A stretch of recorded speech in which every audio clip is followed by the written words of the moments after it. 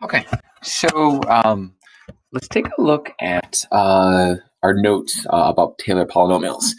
And I know that you probably have a few of these examples already, but I thought I'd start from scratch. It's been a while since we've seen this.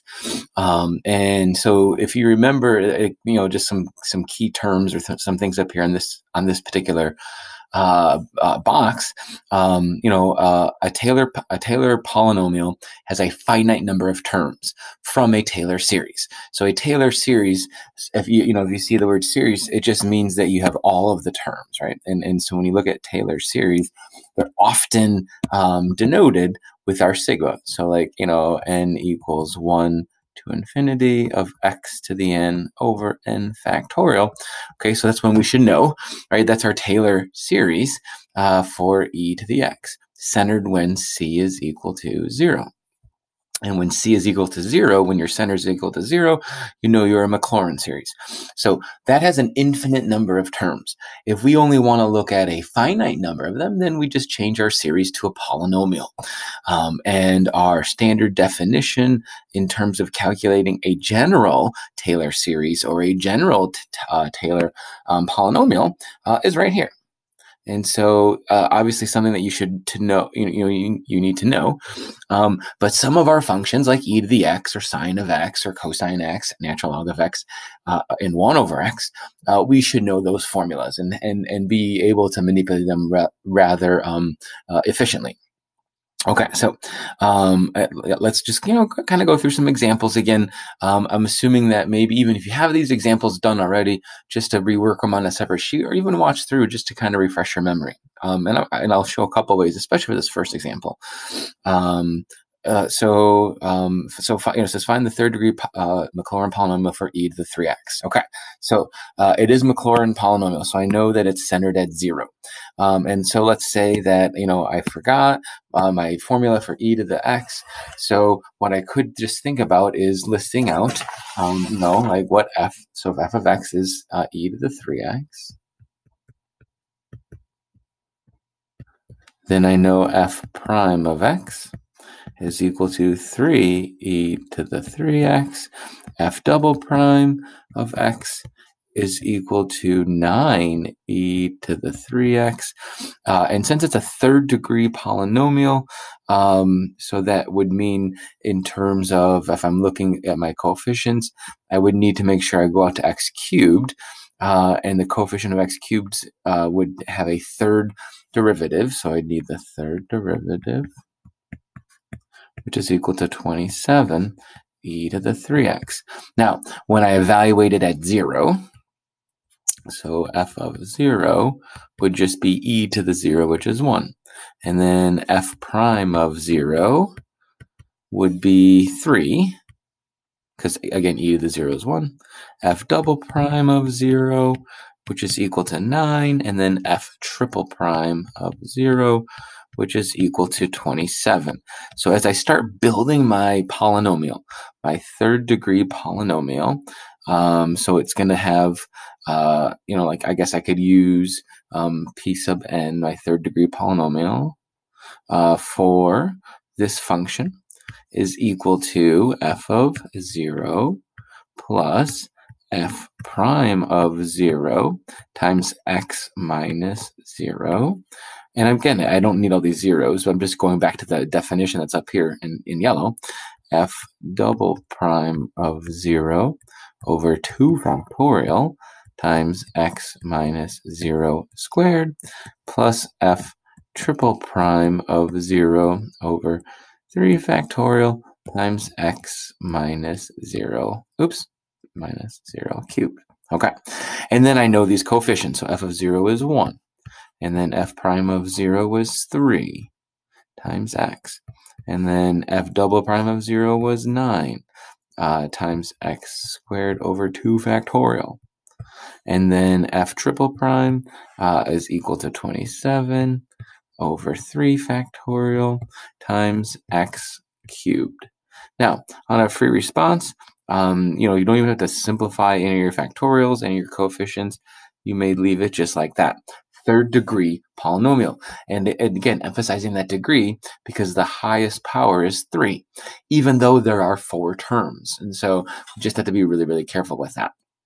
Now, let's say you recognize e to the 3x is a variation of e to the x. So if you remember the series e to the x, so the series n equals 1 to infinity of x to the n over n factorial, we know that that's e to the x. Therefore, we could say e to the 3x, since it's still centered at 0, is equal to n equals 1 to infinity of the quantity 3x to the n over n factorial. And now we could just let n be 0, 1, 2, and 3.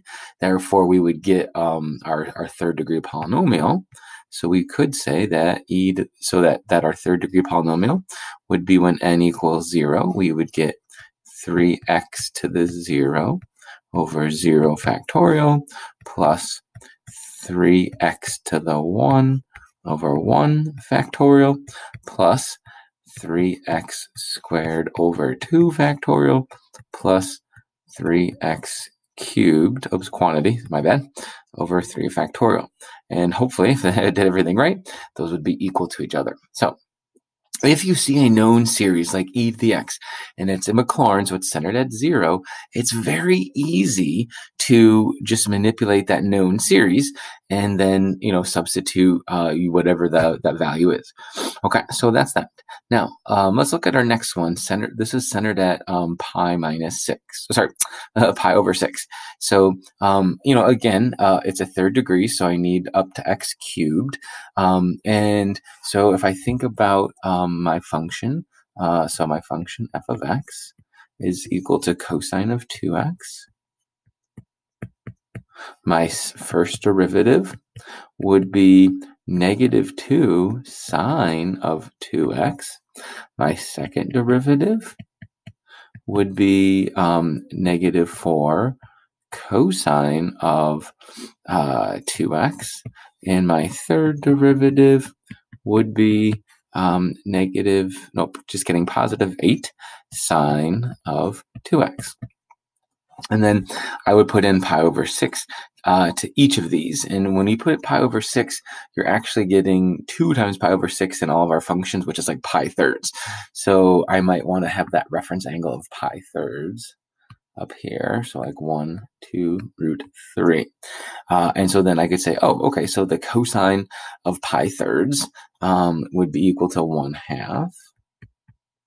And then if I say the sine of that, which is root 3 over 2 times negative 2, we would get negative 2 times root 3 over 2, which is negative root 3. And then cosines back to 1/2, negative 4 times 1/2, which is equal to negative 2. And then sine, we said, was root 3 over 2 times 8. So we get 4 times root 3. So those would become part of my coefficients. But remember, if I want that third degree Taylor polynomial, so p sub 3, it's f of 0 plus f prime of, I'm sorry, not 0, my bad. So it's f of c. So my third degree polynomial, so it'd be f of c plus f prime of c times x minus c to the first power plus f double prime of c times x minus c squared over 2 factorial plus f triple prime times x minus c cubed over 3 factorial. And so we know f of pi over 6 is just 1/2. So we have 1/2 plus, and then we know that there's a negative root 3. Make that a negative, times x minus pi over 6 plus f double prime, which we said was negative 2. Negative 2 times x minus pi over 6 squared over 2 factorial, and then plus f triple prime, which is 4 root 3 times x minus pi over 6 cubed over 3 factorial. And if you remember in class when we did this example, we thought about trying to manipulate the cosine of 2x, and it got to be a little bit tricky expanding that. So when we started centering things away from 0, so that's why I'm just going to leave it at that, and in that particular form right there. Okay, so it says find 2 ways to write this. Maybe I'll just do just one, just to remind ourselves that this is really close to a geometric series. And if you remember, if you can make something look like 1 over a over 1 minus r, if you can make it look in that structure, then you can sum that up quite easily with just a function sigma n equals 1 to infinity of a times r to the n. And so that's what we're kind of going to go here.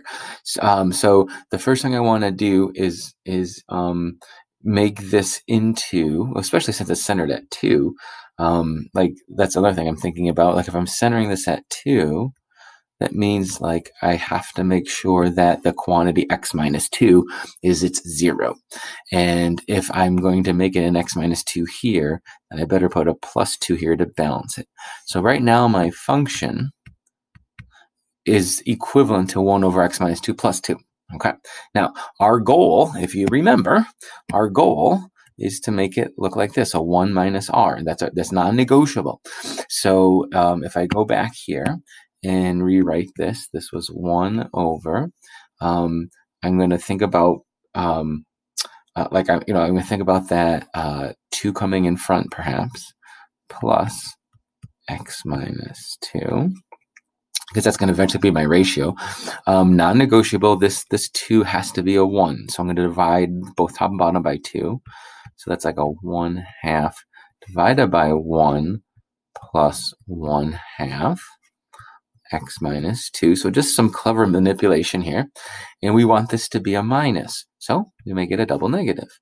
1/2 over 1 minus negative 1/2 x minus 2. So we've just manipulated this, this function is still equivalent to 1 over x. So now I know that if I ask for like a series, I could say, oh, that's equal to the summation n equals 1 to infinity of a, which is our top, 1/2, times negative 1/2 x minus 2 to the n. So there it is as a Taylor series. Now, if you wanted a 4th degree Taylor polynomial, then all you have to do is let n equal, since it's a 4th degree, when we want to make sure go n to the 4th power, you just let n equal 0, 1, 2, 3, and 4. And so if you let n equal 0, we just get 1/2. We just get 1/2 because this whole thing goes to 0. Or goes to 1, I should say. So we get 1/2. When n equals 1, we're going to get 1/2 times negative 1/2. So negative 1/4 x minus 2 to the 1st power. When n equals 2, that's going to be a positive 1/4 times 1/2. So you get an alternation of 1/8 x minus 2 squared. It's going to alternate into the next power, if you notice that, 1/16. X minus 2 cubed, and then one more, since it's a 4th degree, plus 1 over 32 times x minus 2 to the 4th. And I'm just going to have to borrow a little space there. There we go. And I know it does say, oh, find 2 ways. But certainly the other way could have been just using the definition, listing out your function, and 4 derivatives, and using the formula that you have up there. Okay, so again, I know we did these examples in class, but I just thought it's just so important to kind of refresh our mind and go back and look at some of these examples again. And hopefully this looks familiar. And, what I'm going to do is in the next video, just do the next 2 examples, and then we'll just keep doing more practice questions. And then certainly email me if you have any questions on this video.